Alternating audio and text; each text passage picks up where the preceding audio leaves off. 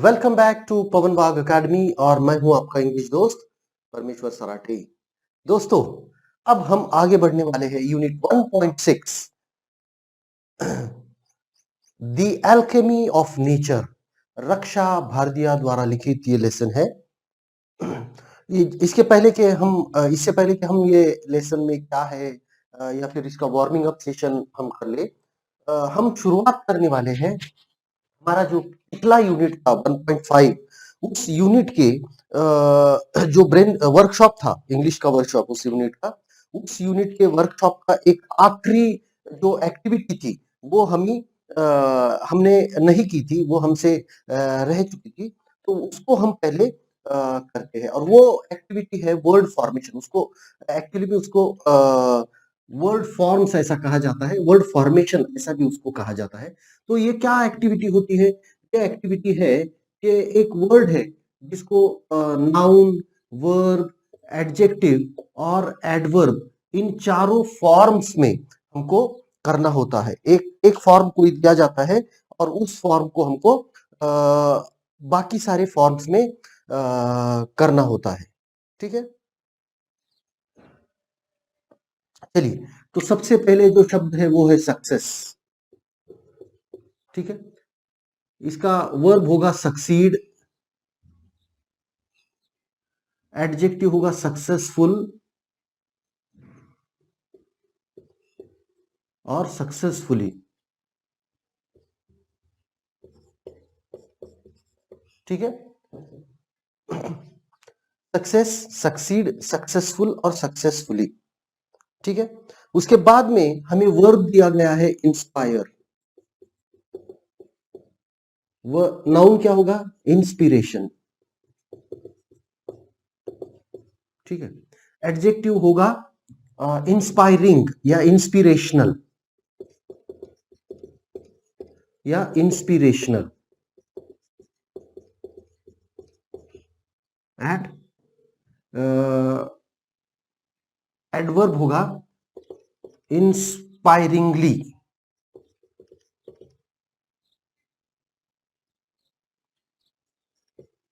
इंस्पायरिंगली। ठीक है, इस तरह से फिर एडजेक्टिव दिया गया है सेफ।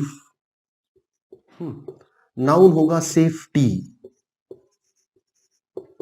वर्ब होगा सेव और सेफली। ठीक है,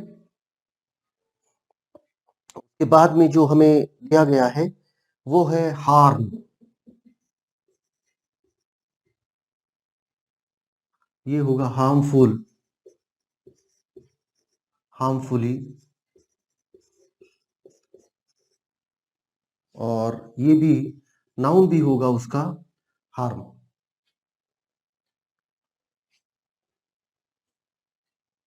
ओके, चलिए। उसके बाद में है थॉट। थॉट का वर्ब क्या होगा? थिंक।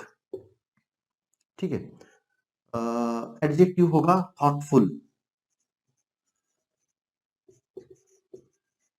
और एडवर्ब होगा थॉटफुली।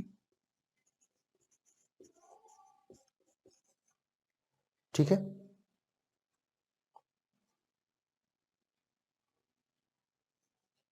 ब्राइटली, एडजेक्टिव होगा bright, brighten and brightness. Okay, फिर आएगा हेस्टीली। ठीक है, हेस्टीली, एडजेक्टिव वर्ब होगा हेस्ट। उसके बाद में ये भी होगा हेस्ट, नाउन भी हेस्ट होगा और एडजेक्टिव होगा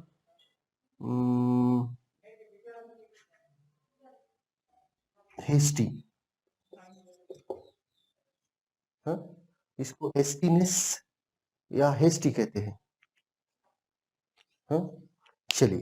तो ये जो आपको नाउन या वर्ब ये जो बनाने होते हैं, वर्ड फॉर्मेशन जो करना होता है, उसके लिए कुछ एक ट्रिक्स होती है, या फिर उसके लिए जो हम कहेंगे कि उसका जो कुछ भी हमको करना होता है उसके ट्रिक्स मैं आपको बताता हूँ।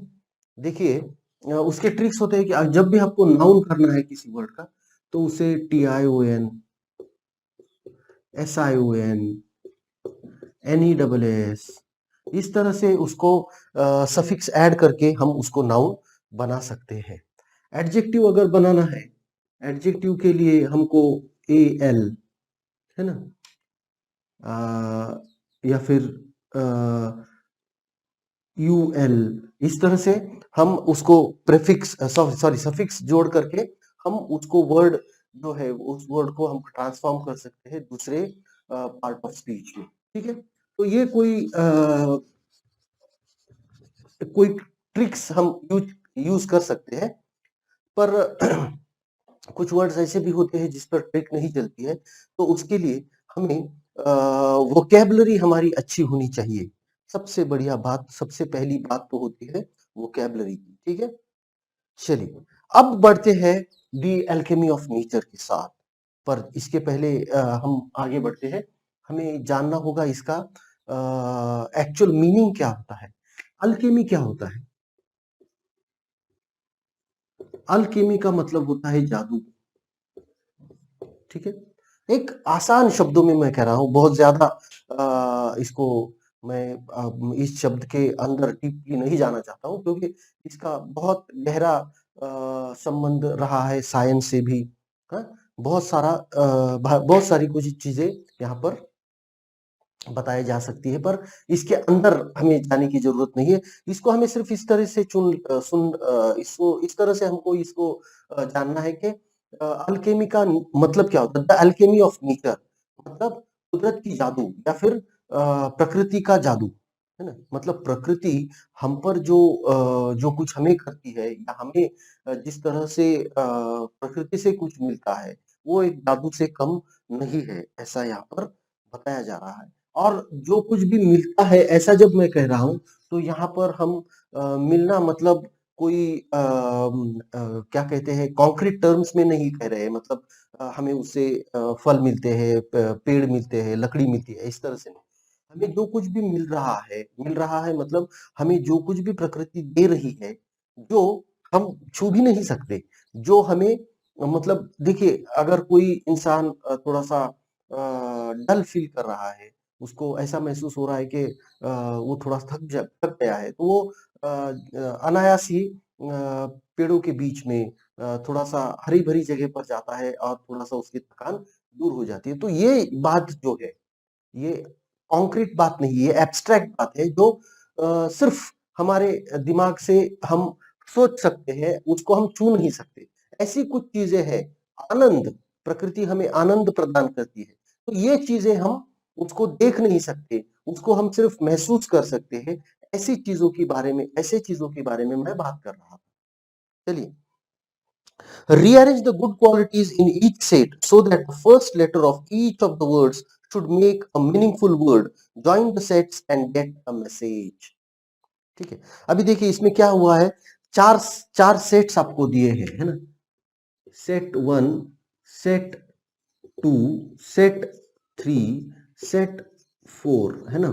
अब इसमें क्या है, इसमें आपको कुछ शब्द दिए गए हैं। मतलब पहले सेट की बात अगर हम करेंगे, अंडरस्टैंडिंग है, अडेप्टेबल है, टॉलरेंट है, नीट है, एनकरेजिंग है, और रिसोर्सफुल है। तो इस तरह से हमें यहाँ पर 6 शब्द दिए गए हैं। अब इनको हमें क्या करना है कि इन 6 शब्दों को इस तरह से हमको रीअरेंज करना है कि हर एक शब्द के पहले अक्षर से एक अलग शब्द तैयार हो। ठीक है, अभी यहाँ पर अगर आप देखेंगे, यू है ना। मैं सबके पहले अक्षर ले लेता हूं, UATNE, UATNER,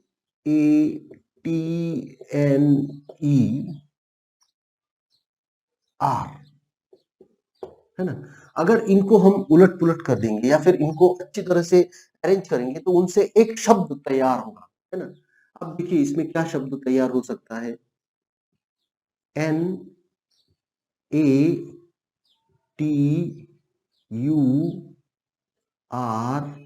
और ई, नेचर। ठीक है, तो शब्द तैयार हुआ नेचर।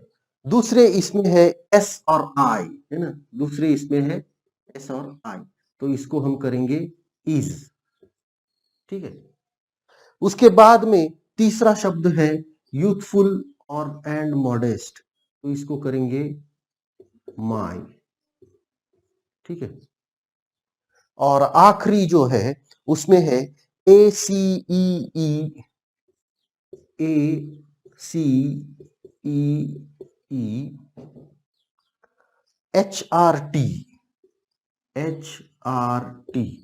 ठीक है, तो इसको हम करेंगे इस तरह से TEACHE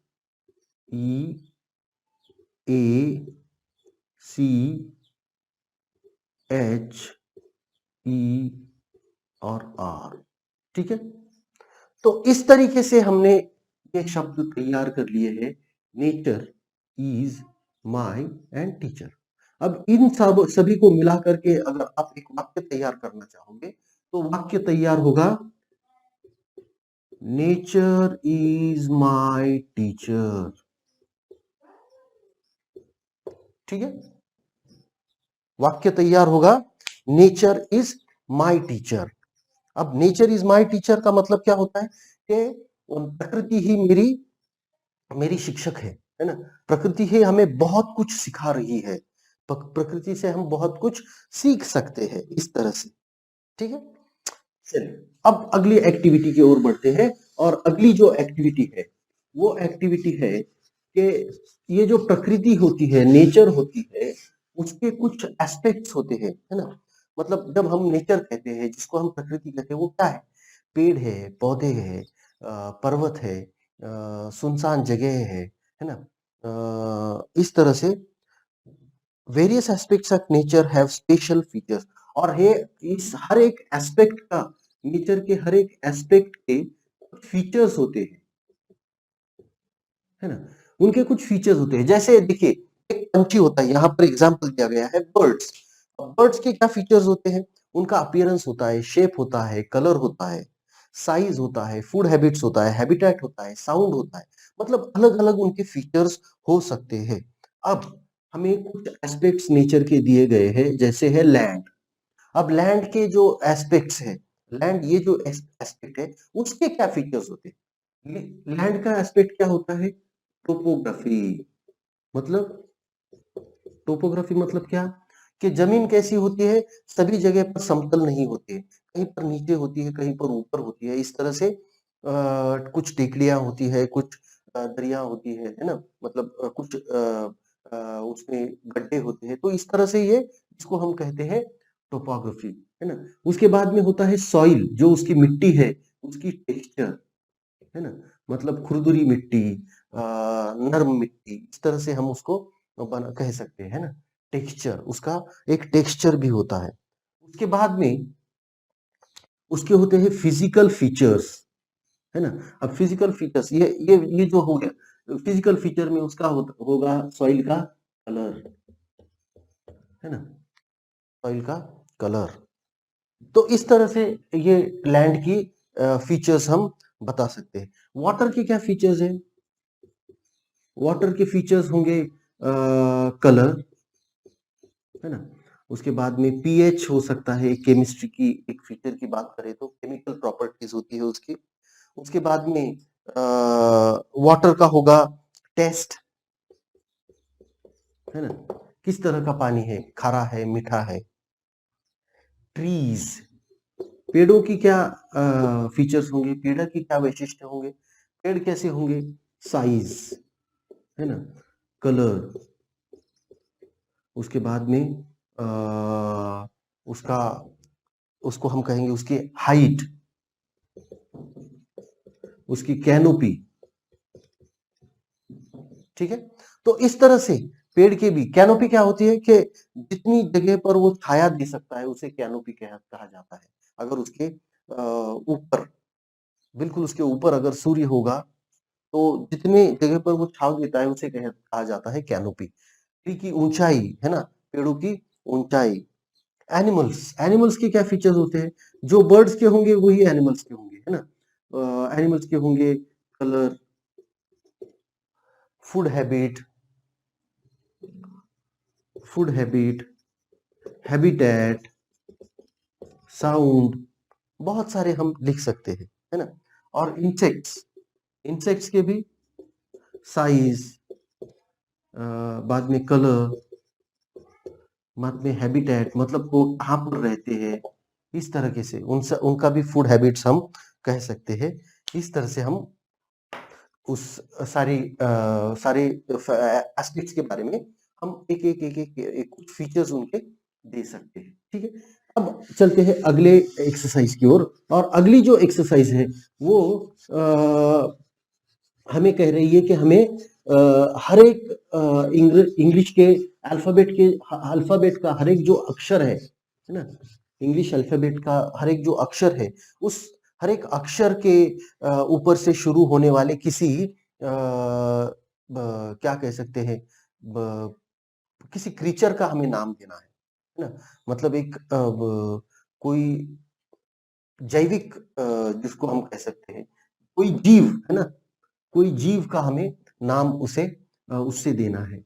जैसे ए हो गया, ए से क्या करेंगे हम? ए से एंट, ठीक है, चींटी। बी से बैट, बैट मतलब चमगादड़। सी से कैट, डी से डॉग, ई से एलिफेंट, एफ से fish, E F G, G से गोट, बकरी, A B C D E F G, H से क्या होगा? एच से होगा हॉर्स,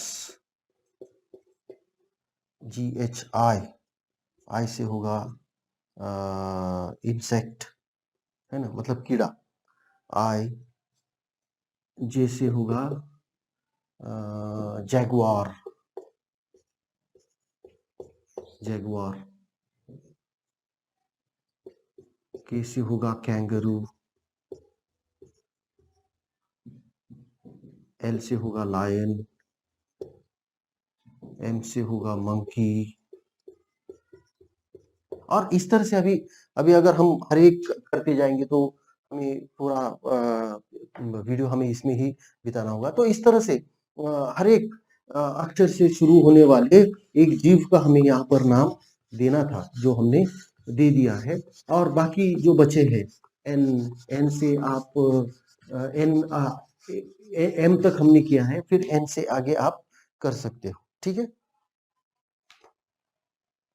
अब जैसा कि मैंने आपसे कहा है, एल्केमी ऑफ नेचर मतलब प्रकृति का जादू, है ना? इस नेचर का जो जादू होता है, उसके बारे में हम इस लेसन में जानेंगे। रक्षा भर दिया, बहुत ही छोटा लेसन है, एक पूरे पेज का लेसन है दोनों तरफ से। विलियम ब्लेक की एक जो पंक्तियां है वो यहाँ पर दी गई है, और उसका मीनिंग भी नीचे दिया गया है। तो पहले विलियम ब्लेक की पंक्तियां हम पढ़ लेते हैं।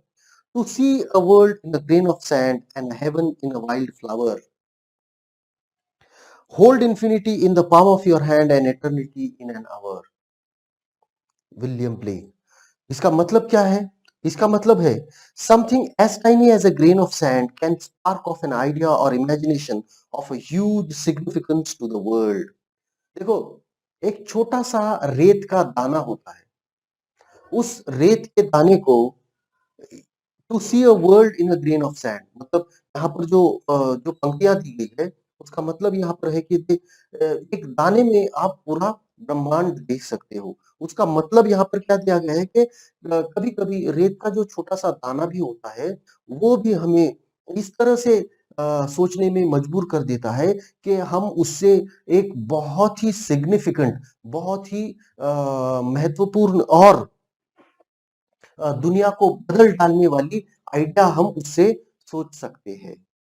And heaven in a wild flower, One can witness and experience a beauty of heaven in something as small as a wildflower and derive joy forever. और हम इंसान क्या कर सकते हैं कि पूरे स्वर्ग का सुख हम किस चीज में ढूंढ सकते हैं या किस चीज में पा सकते हैं? एक छोटे से फूल में भी हम हमारे पूरे ब्रह्मांड का जो सुख है या फिर स्वर्ग का जो सुख है वो हम उस फूल में भी पा सकते हैं। Hold infinity in the palm of your hand. Only one should have the eyes and time to see it. सिर्फ देखने वाले की नजर और वक्त हमें चाहिए ताकि हम उसको उस तरह से देख सके और उसका पूरी तरह से हम आनंद उठा सके। Hold infinity in the palm of your hand. Infinity is endless space.